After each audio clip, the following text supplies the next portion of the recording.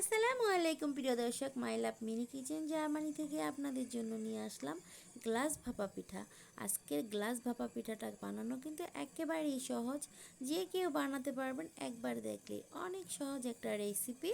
তো এই রেসিপি বানানোর জন্য চাউলের গুঁড়া লাগবে না, সুজি দিয়েই বানানো যায়, অনেক মজা হয়। তো আমি আগে প্রথমে সুজিগুলোকে ভিজিয়ে নিব দুধ দিয়ে। তো 1 কাপ সুজি নিয়েছি আর তার সাথে 1 কাপ লিকুইড দুধ দিয়ে দিয়েছি। তো দুধটাকে দিয়ে এই সুজিটাকে আমরা 10 মিনিট রেস্টে রেখে দিব ভিজিয়ে। আর এখানে আমরা 1/2 কাপ নারকেল কোড়ানো নিয়েছি আর সামান্য একটু পানি দিয়ে দিয়েছি নারকেল কোড়ানোর সাথে। আর এর সাথে দিয়ে দিব অল্প করে একটু খেজুরের গুড়। তো খেজুরের গুড়টাকে যাতে সুন্দরভাবে গলে যায় সেই জন্য আমরা ঢেকে দিয়ে অল্প আঁচে জাল করে নিব। তো এই যে গুড়টা গলে গিয়েছে আর আগে একটু পানি দিয়েছিলাম সেজন্য অনেকটাই পানি ছেড়ে দিয়েছে। তো এটাকে কিছুক্ষণ জাল করলে এরকম শুকনো শুকনো হয়ে যাবে। যখন নাকি এরকম শুকনো শুকনো হয়ে যাবে তখন আমরা চুলা থেকে নামিয়ে নিব। আর নামিয়ে নিয়ে সামান্য একটুখানি ঠান্ডা করে নিব।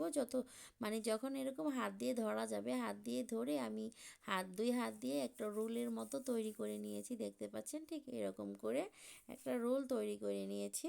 তো এখন আমরা এই রোলটাকে একটা সাইডে রেখে দিচ্ছি। আর আগে থেকে যে আমরা ডোটাকে গুলিয়ে রেখেছিলাম সুজির, সেখানে একটুখানি লবণ দিয়ে দিলাম সামান্য স্বাদ মতো। আর এখন দিয়ে দিব বেকিং পাউডার।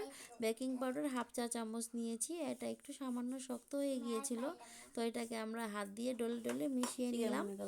তো এখন এই বেকিং পাউডারটা আর কি ভালো করে মিশিয়ে নিতে হবে। আর মেশানোর জন্য এখানে আমরা আরও একটুখানি দুধ দিয়ে দিব, কারণ আমাদের এটা একটু ভারী আছে। তো আর একটু পাতলা করে নিতে হবে, সেই জন্য আমরা আরও সামান্য 2-3 টেবিল চামচ পরিমাণ দুধ দিয়ে দিয়েছি। দিয়ে এটাকে নেড়ে চেড়ে জাস্ট গুলিয়ে নিলেই হয়ে যাবে। অনেক বেশি পাতলাও করতে হবে না, অনেক বেশি ঘনও করতে হবে না, এইরকম হবে দেখুন। এই যে এরকম হবে, এরকম করে গুলিয়ে নিলেই হয়ে যাবে পারফেক্ট। তো এখানে আমরা একটা গ্লাস নিয়েছি, কাচের গ্লাস, আপনারা চাইলে স্টিলের গ্লাস দিয়ে করতে পারেন। গ্লাসের মধ্যে আমি একটু তেল ভরিয়ে নিয়েছি, তারপরে আমি এখানে এই ব্যাটারটা দিয়ে দিলাম। তো পুরোপুরি গ্লাসটা কিন্তু ভরিনি, দেখতে পাচ্ছেন। আর আগে থেকে যে নারকেলের রোলটা বানিয়েছিলাম সেটা মাঝখানে জাস্ট বসিয়ে দিয়েছি। তো আমার রোলটা একটু বড় হয়েছে মনে হচ্ছে, দেখ তারপরও কোনো ব্যাপার না, এটা কিন্তু আবার একটু ফুলে যাবে, তখন আবার আরও একটু ঢুকবে ভিতরে, সেজন্য একটু বড়ই রেখেছিলাম। তো এখন এখানে আমি একটা বসিয়ে দিলাম, আরও একটু যে বেটার রয়ে গেল সেটা আমি ছোট্ট একটা গ্লাসের মধ্যে দিয়ে দিব। দিয়ে এটাও আমি এই যে এখানে ভাপে দিয়ে দিব। ভাপে দিয়ে কিন্তু খুব সহজে এই পিঠাগুলো বানিয়ে নেওয়া যায়, অসম্ভব মজাদার হয় কিন্তু এই পিঠাগুলো। আর এটা আপনারা যে কেউ একবার বাড়িতে বানিয়ে খাবেন, খেলেই বুঝতে পারবেন কত বেশি মজা লাগে এই পিঠাটা। আর বিশেষ করে এই পিঠাটা বানাতে কিন্তু চাউলের গুঁড়া লাগে না, সুজি দিয়ে অসম্ভব মজাদার এই পিঠাটা বানানো যায়। আসলেই কিন্তু অনেক মজা লাগে এই পিঠাটা খেতে। আপনারা যারা কখনো ট্রাই করেননি অবশ্যই একবার ট্রাই করে দেখবেন, অনেক ভালো লাগে খেতে এই পিঠাটা। আর এই যে দেখুন আমাদের পিঠাটা একটুখানি ঠান্ডা করে নিয়েছি সামান্য।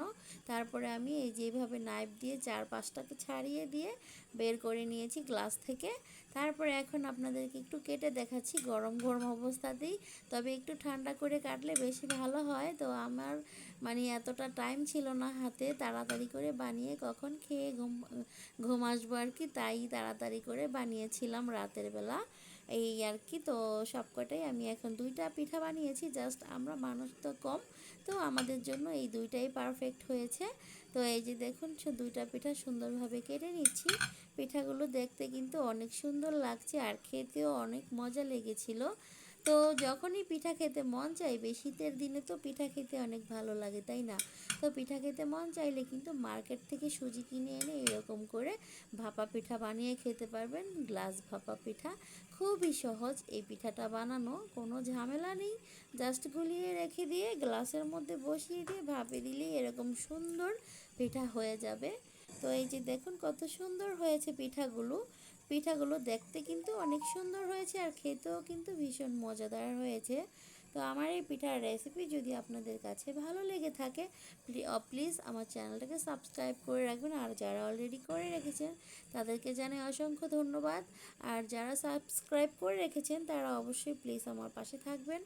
আর আপনাদের সবার জন্য রইল শুভকামনা, সবাই একসাথে আমরা এগিয়ে যাব ইনশাল্লাহ।